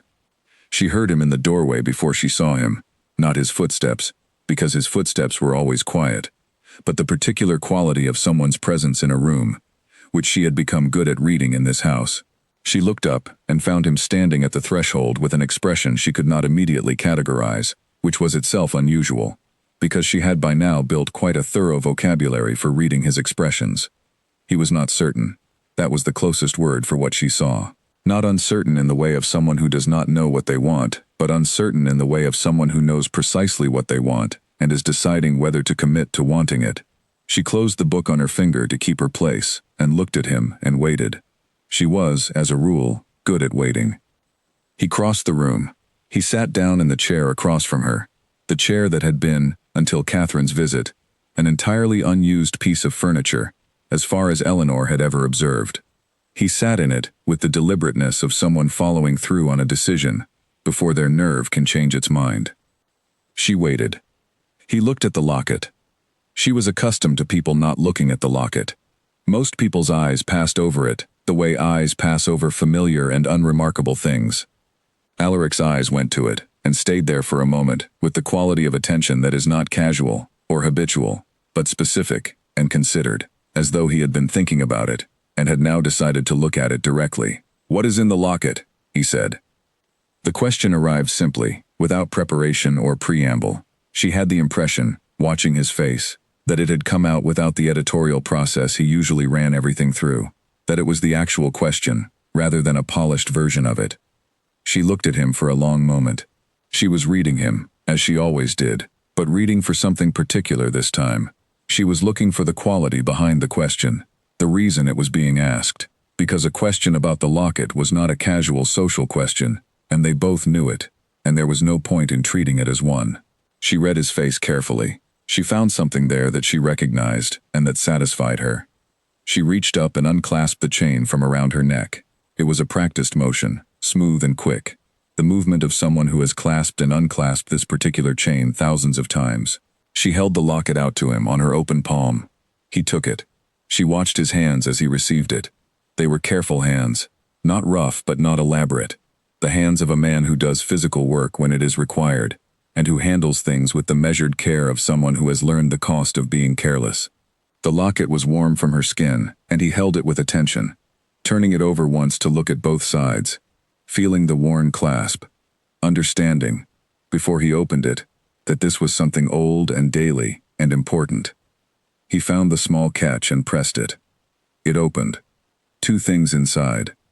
On the left, a miniature portrait, a woman of perhaps 40, brown hair with gray beginning at the temples, brown eyes that were immediately and entirely familiar because they were Eleanor's eyes, the same direct and patient quality, the same willingness to look at what is actually there, rather than what is easier to see. The portrait was small and clearly painted by someone who loved the subject, rather than by someone with a professional commission, and this showed in every line of it, in the care that had been given to capturing the specific warmth of this particular face, rather than the technical requirements of the genre. On the right side, in a small recess where a second portrait might have been set, was a folded piece of paper, folded so many times and for so long that it had the texture and flexibility of cloth rather than paper. He looked at Eleanor. She gave the smallest nod. He unfolded it with the care that the object clearly required, and that he gave it without being told to. The paper was soft, and the ink faded, but the handwriting was steady and clear. The hand of someone who wrote with confidence. 7 words. "You are enough, exactly as you are." He read them once. He read them again. He sat with them for a moment that was long enough to be genuine, and not so long as to become something else. He looked at the portrait again. He looked at the note. He looked at Eleanor. She let him look. She did not fill the silence. "When did you lose her?" he said. "I was 15, she said. "My father is Edmund Ashford, a solicitor in Derbyshire. My mother was Helen. She died in the spring, of a fever. She gave me the locket on the last morning." She said it clearly and without flinching. "The way you speak about something that was devastating, and is now the bedrock of who you are." She painted the portrait herself. She wanted me to be able to see her face whenever I needed to. Alaric looked at the portrait again. "She painted it herself," he said. "She did. She had more love than skill, by her own assessment. She said so while she was painting it, and laughed at the result." Eleanor paused. "She was right. It does not look precisely like her, but I always know it is." Something moved in his face that she did not try to name. He looked at the note again. "You know it from memory," he said.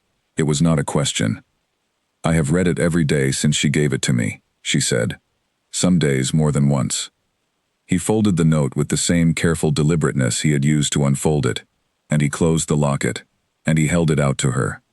She took it back and put it around her neck in one practiced motion, and the familiar weight of it settled at her collar, and she felt, as she always felt when she put it back on after the brief time she was without it, that something had returned to its proper place.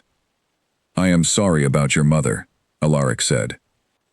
He said it quietly, and without qualification, and without the discomfort that people sometimes show when they say this, because they do not know whether they should, because they are not sure whether the loss is current enough to acknowledge, or distant enough to leave alone. He said it the way a person says something when they mean precisely it and nothing else. "Thank you," she said. He looked at the window for a moment. The November morning outside was gray and still. The garden below was visible from this angle, the bare beds and the new structure she had put into the borders, visible as a pattern of intention, even in the winter. He said, "I am glad you have it, the note." She looked at him. He was not looking at her, he was looking at the window, but there was something in the line of his face that was open in a way she had not seen before, and the openness had cost him something, and she understood that it had cost him something, and she did not make more of it than it was. "So am I," she said. He stood. She understood that he was not yet ready to stay any longer in this particular openness, that it had taken a great deal simply to come here and ask what he had asked, and she did not hold him back or push further. He was here. He had asked. She had shown him. That was more than enough for one morning. "Good morning," he said, at the door. "Good morning," she said back. He left. She sat in the chair by the east window, with the botanical history book on her knees, and the locket at her throat, and the gray morning light coming through the glass, and she stayed very still for a while. She thought about his face when he read the 7 words. She thought about the care with which he had unfolded the paper. She thought about the way he had said, "I am sorry," direct and simple, and without the difficulty that people sometimes bring to those 3 words, as though he had not said them in some time, but remembered how. She thought about a man who had gone to the garden with boundary maps he did not need, and who had stood in November rain without a coat, and who had sat in a corridor at midnight, and who had come into the library on a Tuesday morning, and asked about a piece of jewelry she wore every day. She thought about walls. She thought about cracks. She opened her book and found her place, and read 3 more pages, before she acknowledged to herself that she had not taken in a single word of them, and then she set the book aside, and looked out at the gray garden, and let herself think clearly about what she was beginning to feel. It was not a simple thing. It did not arrive with the clarity of an obvious conclusion. It arrived the way the first light of a gray morning arrives, not dramatic, not sudden, but gradually and undeniably real, spreading into the room whether the curtains are drawn or not. She was not going to name it today. She was going to carry it carefully, the way she carried everything important, until she understood it fully enough to say it true. She picked up her book again. She sat in the chair by the east window and listened to the quiet house around her, and she did not touch the locket, which was unusual, but she felt it there, and it was enough. There was a book on Eleanor's writing desk when she came in from the garden the following morning. She noticed it before she noticed anything else in the room, the way you notice something that was not there before, because the desk had a particular order that was entirely hers, and this book was not part of it. She crossed to the desk and picked it up. It was a volume on estate garden design, the previous century's best collection of essays on the subject, illustrated with detailed engravings, old and clearly from the Manor Library, and smelling of careful storage. She opened the front cover. A card had been placed inside, written in Alaric's hand. Not a note, just 5 words, Volume 2 is on order. She stood in the middle of her room in her garden clothes with her gloves still on, and read the card twice. Then she set it down on the desk and went to wash her hands. She did not say anything about it at dinner. She thanked him, once, briefly and directly, meeting his eyes across the table to do it. He nodded. Something passed between them that was simple and mutual, and did not need to be elaborated, and they ate the rest of the meal with the comfortable quiet that had begun to replace the formal silence of the early months. She thought, eating her soup, that comfortable and formal were words that described very different silences, and the distance between them in this house had taken 3 months to cross, but it had been crossed, and she was glad of it. He appeared in the garden the next morning, without the boundary maps. Eleanor was at the rose beds when she heard his steps on the gravel path, and she registered, before she looked up, that something was different in the sound of the approach. Less purposeful than the purposefulness he usually carried, which meant the purpose was not official. She looked up and found him walking toward the east wall, without any papers in his hands, and she understood immediately that he had simply come. She handed him a spare pair of gloves from her basket. "The border beds could use weeding, if you would like something to do," she said. He looked at the gloves. He looked at the border beds. He put on the gloves. He was not skilled at it, she discovered. He was too systematic, pulling at the same depth and angle each time, regardless of the root structure of what he was removing, which required individual judgment, rather than uniform method. George Fenn arrived an hour later, took in the situation with the equanimity of a man who has seen a great many things in 30 years of estate work, and corrected the Duke of Blackthorn's weeding technique with the same direct and patient voice he used for everything. Alaric accepted the correction without any visible stiffness, and tried the adjusted method, and was better at it.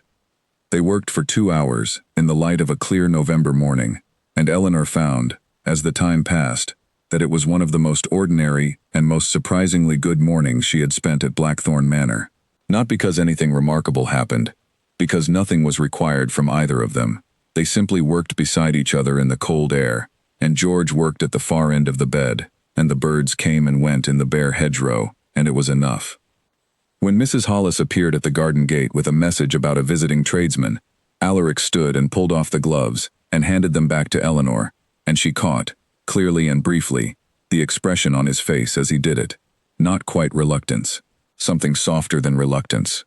The expression of a person leaving somewhere they would rather stay. "Thank you," he said, and she was fairly certain it encompassed more than the gloves. Things moved differently after that morning. He came to the morning room for breakfast twice in the following week, not sitting at her table, which had been arranged for one, and which she did not rearrange, but in the room itself, in the chair near the window, with his coffee and his papers, in the same space.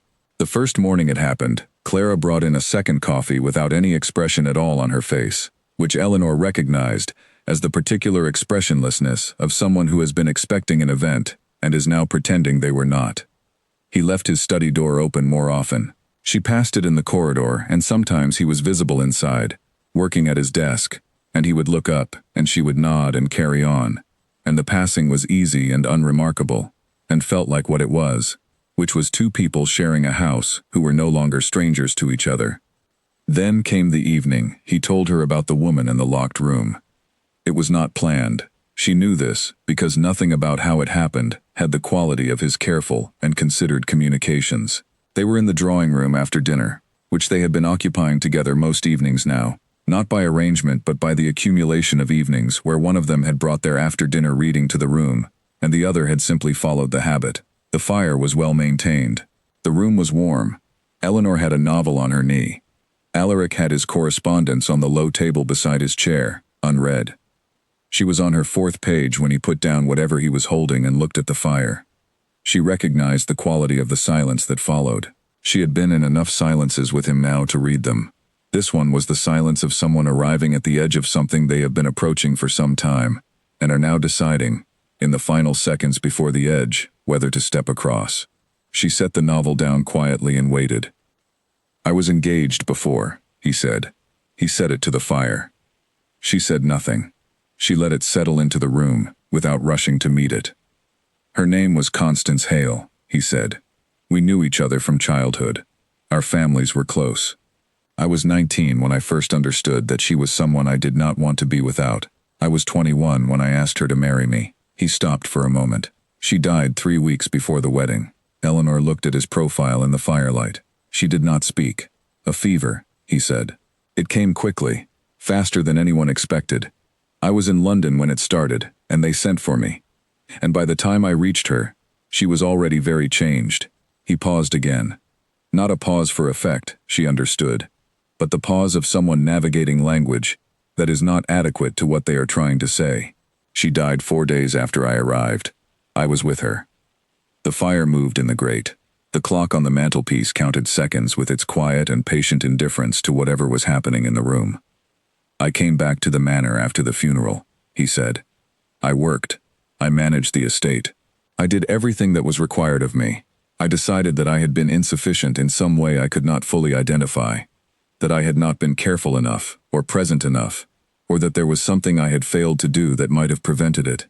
I understood, rationally, that illness does not work that way.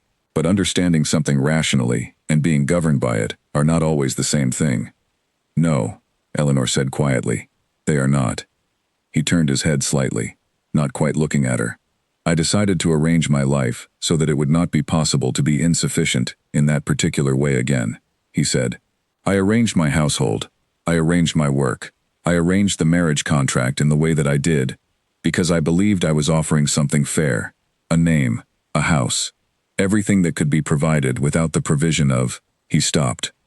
Without the risk, she said softly. He was quiet for a moment. Yes. She looked at him. The firelight on his face, the specific quality of his expression, which was the open and undefended expression of someone who has taken down their walls, not all at once, but in the section that mattered most, and was standing in the gap they left. You have been unkind to me, she said. She said it gently and completely, without softening it into something it was not. I know, he said, immediately, without hesitation, without deflection. You came to the garden, she said. You placed a book on my desk. You are in this room now, saying true things. He turned and looked at her fully, for the first time in the conversation, and the look on his face was something she did not have an exact name for, because she had not seen it before. It was the face of a man who has been enclosing himself for 8 years, and has found, in the opening, not the damage he feared, but something else, something he did not have a vocabulary for yet. I did not expect you, he said. She held his gaze. She thought about her mother's 7 words. She thought about what they had cost, and what they had carried, and what they had made possible in her over years of being carried. She said, I did not expect this house either, but I have found that I suit it. Something moved through his face. It was complex and layered, and moved too quickly to separate into parts, but the overall effect was of a door that had been closed for a very long time, opening on a room that turned out not to be empty after all. He did not say anything else that evening. He picked up his correspondence after a while, and she picked up her novel, and they sat in the drawing room, with the fire burning down between them, and the clock measuring the quiet, and it was the best evening she had spent in this house, not because of what had been said, but because of the quality of the silence that came after it, which was no longer the silence of distance, but the silence of 2 people who have said something true to each other and are resting in the fact of it. At 9 o'clock she said goodnight. He said goodnight back, in a voice that was not the voice he used at the dinner table in the first months, not the formal, contained, deliberately distanced voice, but something quieter and more actual, and she walked upstairs with that difference in his voice following her, and lay in the dark for a while before she could sleep. She thought about Constance Hale, who had died young and happy, and had left behind a portrait in a dusty room, and a man who had built a wall around the space where she had been, and called it survival.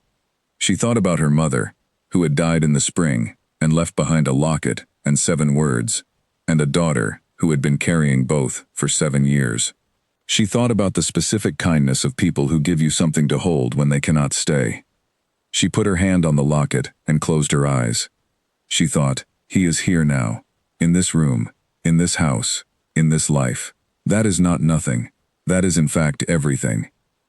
The chess set was on the drawing room table when Eleanor came down on a Saturday morning, not arranged for a game, just placed there with the pieces in their box beside the folded board, with the particular studied casualness of a hint placed by someone who was not yet ready to call it a hint. Eleanor set up the board. She arranged the pieces.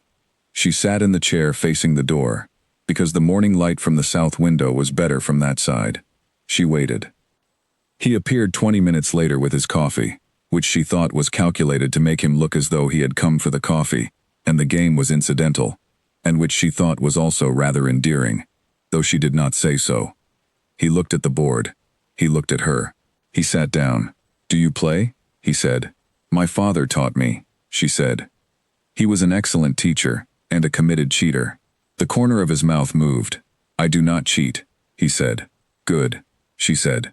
Shall we? He won the first game, decisively and correctly, because she let him win the first game in order to study how he played. He had a methodical, structured approach to the board, a preference for patience over aggression, and a tendency to set up long chains of consequence that took 3 or 4 moves before their purpose became clear. He played the way he did most things, which was with discipline and foresight and a great deal of internal architecture that only became visible when you were looking for it. She won the second game. Not by much. He looked at the board afterward for a full 10 seconds, with the expression of a man who is replaying the last 8 moves in his head and identifying where the chain of consequence began. They played for 3 hours. She won 3 games and he won 2, and the last game ran into the lunch hour, with no conclusion reached, and they agreed, without using the word agreed, to leave the board as it was and return to it. At lunch, which they had begun having together when neither had particular obligations, he said, "You moved the bishop at the opening to draw my knight out." "Yes," she said, "not to use the bishop, to create the opportunity 12 moves later." 11, she said. He looked at her with the expression she had started to think of as his recalibration expression, the one that appeared when she did something that his existing model of her had not predicted and required updating. It was an expression she had become very familiar with over the past weeks, because it appeared with increasing frequency, and she found, if she was honest, that she looked forward to producing it. "Your father taught you well," he said. "He taught me to read how people think," she said. "Chess shows you. Every decision a person makes on the board tells you something about how they make decisions everywhere else." He considered this. "And what does my game tell you?" She looked at him across the lunch table. She thought about how to answer honestly. "That you are more patient than you appear," she said. "And that when you commit to something, you do not abandon it partway through, even when it costs you." He was quiet for a moment. Then he picked up his fork and said, "Your game tells me that you have been watching people for a very long time, and know exactly what to do with what you see." She felt the accuracy of this settle into her, and acknowledged it with a nod, because he was right, and there was no point in modesty about it. This was how their conversations had become, in the weeks after the drawing room evening, direct and real, and sometimes surprising. He had opinions about things, strong ones, which she had suspected but could now confirm, and he shared them with the confidence of someone who has thought carefully, and does not need to be right so much as needs to have thought well about it. She shared hers with the same quality, and they disagreed sometimes with a vigor that made Mr. Crane, when he was in proximity, become very interested in something at the far end of the room. They argued about a novel she had been reading, which he had read 2 years prior, and about which he had opinions that were precise and interesting, and almost entirely opposite to hers. They argued for 40 minutes at dinner, and arrived at a conclusion that was not a surrender on either side, but a third position that neither of them had held at the start, which Eleanor thought was the best possible outcome for an argument. He appeared to think so too, though he did not say this, merely arrived at dinner the following evening, with the book in hand, and his page marked, and his position slightly revised, which told her everything. He showed her the estate maps one morning in his study, not because she had asked, though she would have, but because he simply began one morning, while she was passing the open study door, and he was going through some boundary records, and she had paused in the doorway, and he had looked up and said, "Would you like to see the history of the property?" With a directness that told her he had been thinking about asking this for some time. She came in. He spread the old maps across the large table, and walked her through 3 generations of changes to the estate's boundaries and buildings, with the focused, particular pleasure of someone sharing something they love with someone who is actually interested.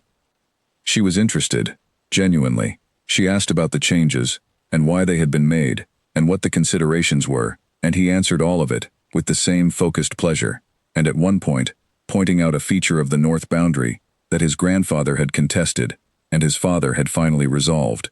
He stood close enough beside her at the table that she was aware of him with the entirety of her attention, rather than just the part she allocated to listening, and she kept her eyes on the map and absorbed what he was telling her, and stored the other awareness in the careful place she kept such things.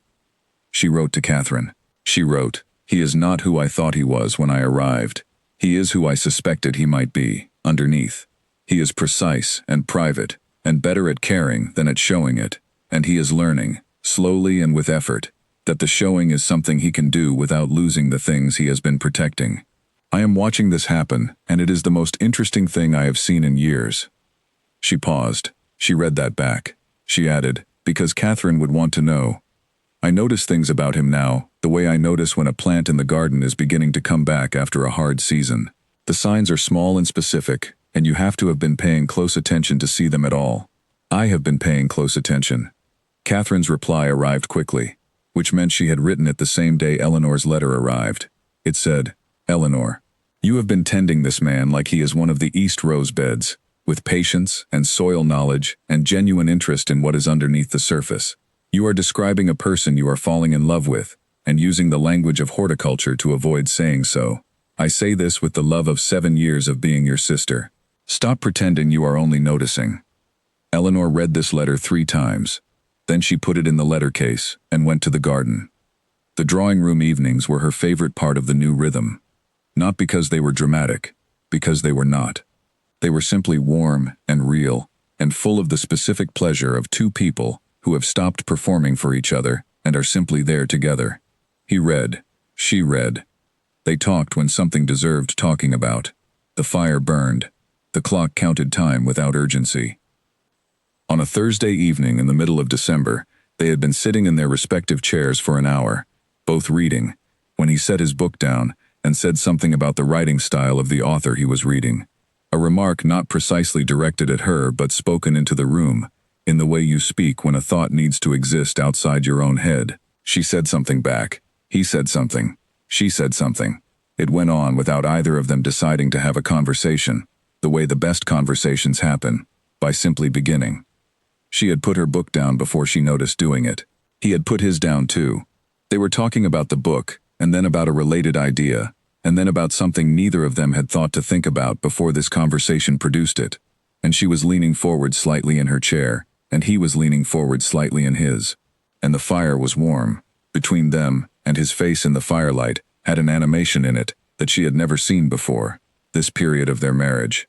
An aliveness, uncontrolled, and unself-conscious, and entirely real. She thought, he has a remarkable face when he lets it be his actual face. The thought must have done something to her own expression, because he stopped mid-sentence and looked at her, and the look that came into his face in response to whatever he read in hers was something she could not sustain looking at for very long without feeling it somewhere specific in herself, somewhere that had been very carefully managed and was now having some difficulty with the management. She looked at the fire. She reached up and touched the locket. She heard him pick up his book. She picked up hers. Neither of them spoke again that evening. At 9 o'clock she said good night, and he said good night, and she went upstairs and stood in her dark room for a while before lighting the candle, thinking about the look on his face and the look she must have had on her own, and about what Catherine had said in her letter. She was not ready. She was. She understood, with the clarity that comes in dark rooms when you are honest with yourself, considerably closer to ready than she had been when she arrived at this house, with 2 trunks, and a composure she was constructing as she went. She lit the candle. She sat at the desk. She pulled a fresh sheet of paper toward her. She wrote, "Dear Catherine, you may be right." She held the pen for a moment over the paper. Then she added, "I need more time." Then she sealed it before she could revise it and set it on the desk for the morning, and put out the candle, and lay in the dark, thinking about what more time meant, and what she was gathering the time to do. The letter from her father's solicitor arrived on a Tuesday morning in early December, and Eleanor knew before she opened it that it was not going to contain ordinary news, because ordinary news from her father arrived in her father's handwriting, and this envelope was in the solicitor's formal script, which meant the news inside was being handled by someone who considered managing news to be part of his responsibility. She opened it at the morning room desk, in the chair by the window, where she could see the bare bones of the east garden in the pale December light. She read it quickly, because it was not long, and then she read it again, more slowly. Her father had fallen. A broken leg, the letter said, sustained when he slipped on the stairs of his office during a wet morning last week. He was recovering well. The physician was satisfied. Edmund Ashford's spirits were good, and he had, in a characteristically Edmund Ashford manner, refused to allow anyone to send for Eleanor until he was certain she would arrive to find him inconvenienced rather than alarming. The solicitor added that her father sent his love and his specific instruction that she was not to worry. Eleanor set the letter down and looked at the garden.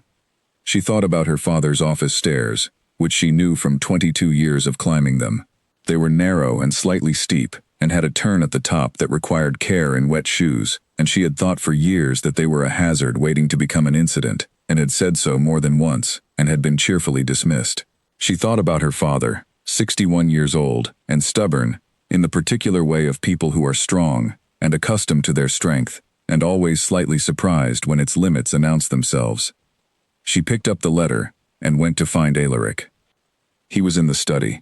He looked up when she appeared in the open doorway, which she had stopped knocking on some weeks ago, and she crossed to the desk and set the letter in front of him, without saying anything first, because the letter said it clearly enough. He read it. He gave it the same careful and complete attention he gave everything, reading it through once, and then going back to the beginning, and reading again, which she had learned was not a sign of difficulty with the content but of thoroughness. Then he looked up. "When would you like to leave?" he said. She had braced herself internally, without quite knowing she was doing it, the habit of someone who has learned to prepare for a particular kind of response, in a particular kind of situation. The response she had prepared for was some version of logistics, of complications, of the need to wait for various arrangements. The directness of his actual question arrived in a different place entirely. "Tomorrow morning," she said, "if the carriage can be arranged." "I will arrange it," he said. He looked at the letter again, briefly. "How long will you need to be away?" She thought about her father's leg. She thought about the enforced rest a broken leg required, and the particular quality of her father's patience with enforced rest, which was the quality of a man who has never been still for long enough to know whether he can manage it. 3 weeks, she said, perhaps a little longer. Alaric was quiet. He looked at the letter on his desk. She watched his face, and could see something working there. Something that was not composure, so much as the thing underneath composure, when the composure is not quite enough to contain it. And she waited, because she had learned to wait for him. "I will come," he said. He said it to the desk. Then he looked up and met her eyes, and said it again, properly, to her. "I will come with you, if that is acceptable. I have no pressing estate matters before January. Your father, I would like to meet him, and you should not make that journey alone." Eleanor looked at him across the study desk. She thought about the first morning she had arrived at Blackthorn Manor, and he had shaken her hand and walked away.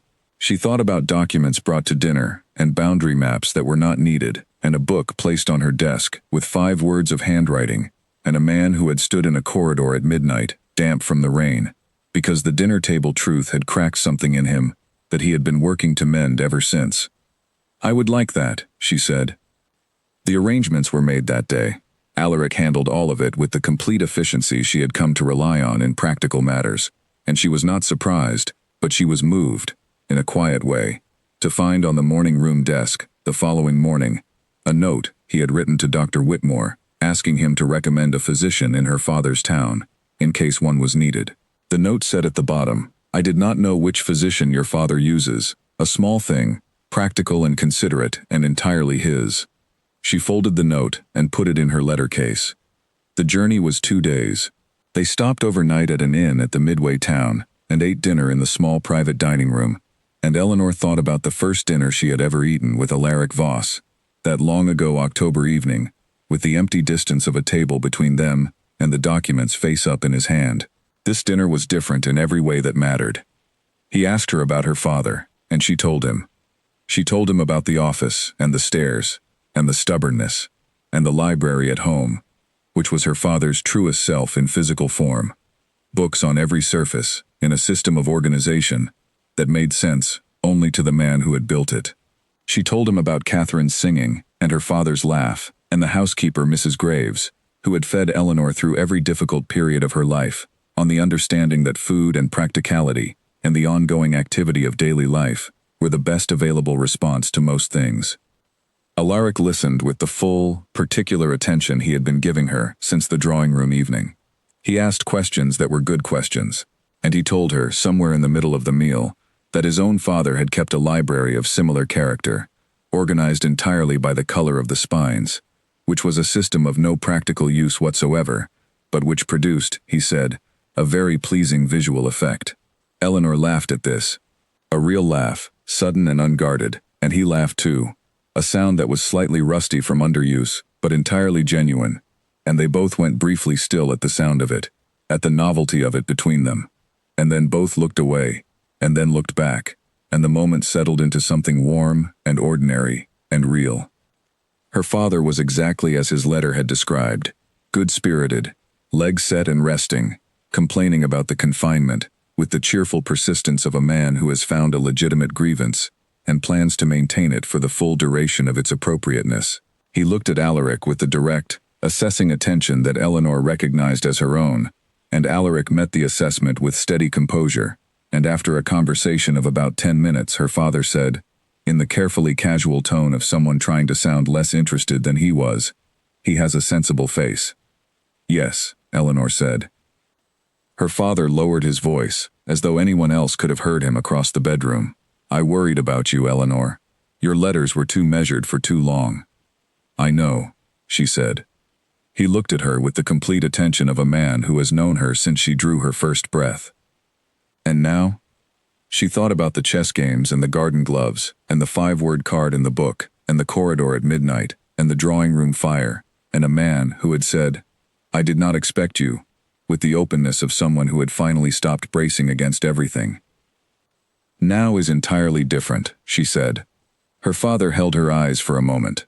Then he nodded, and he did not ask for more, because he had always known when to trust her, and had always done it.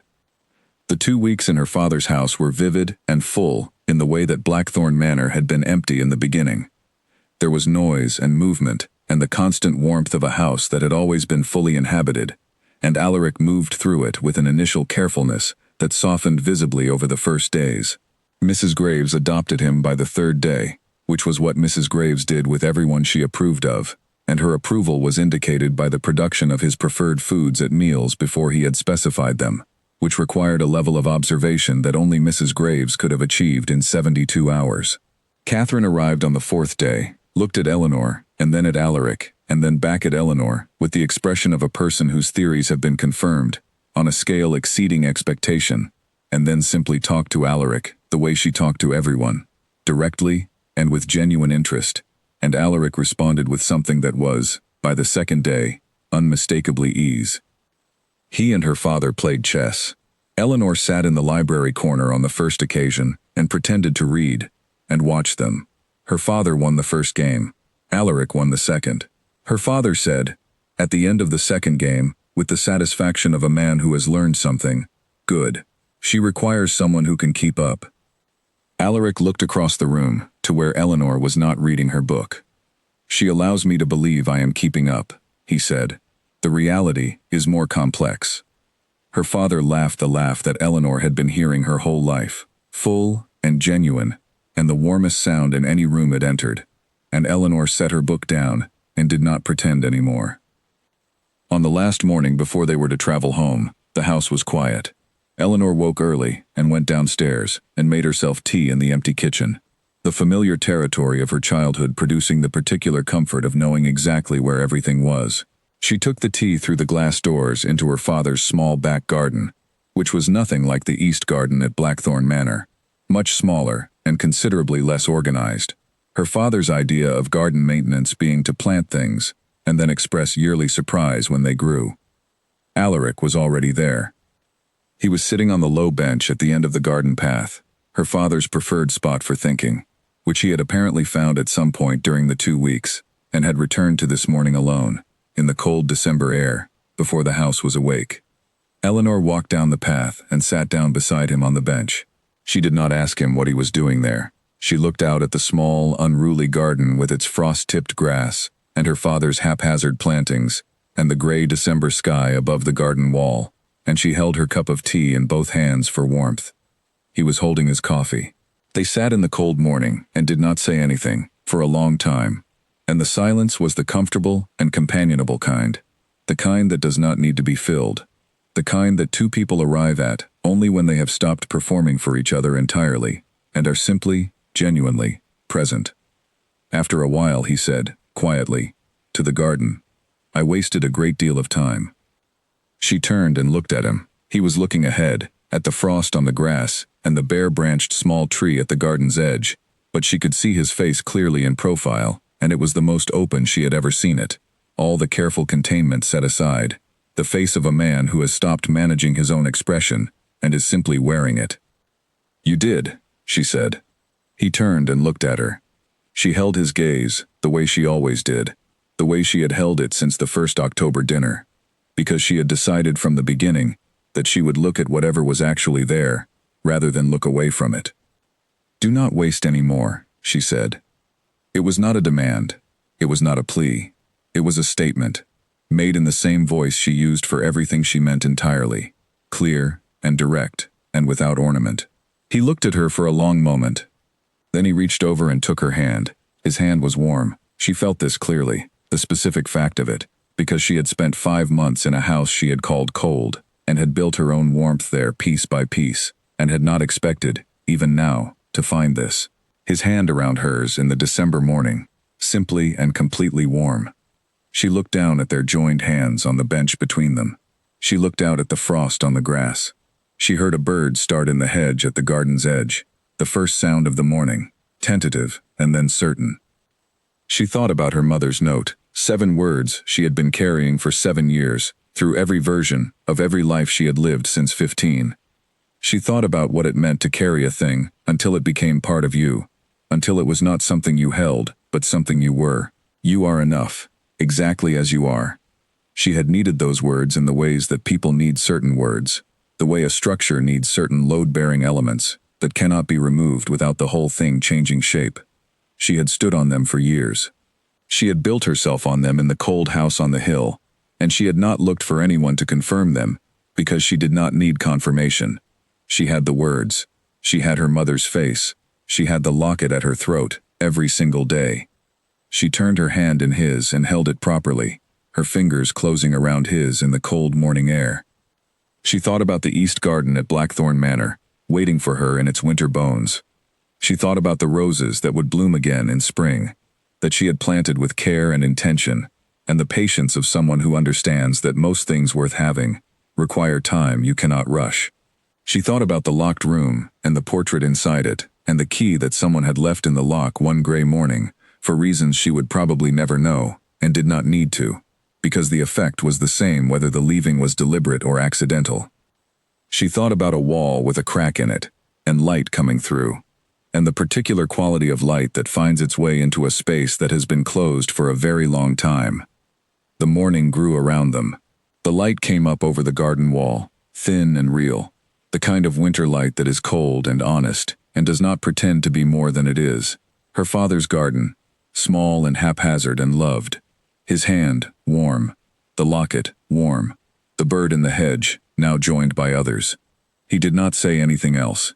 She did not need him to. What had been said was said truly, and what had been done was done with intention, and the rest was simply ahead of them, unwritten, full of ordinary mornings and real conversations, and chess games, and arguments about books, and a garden that would come back in spring.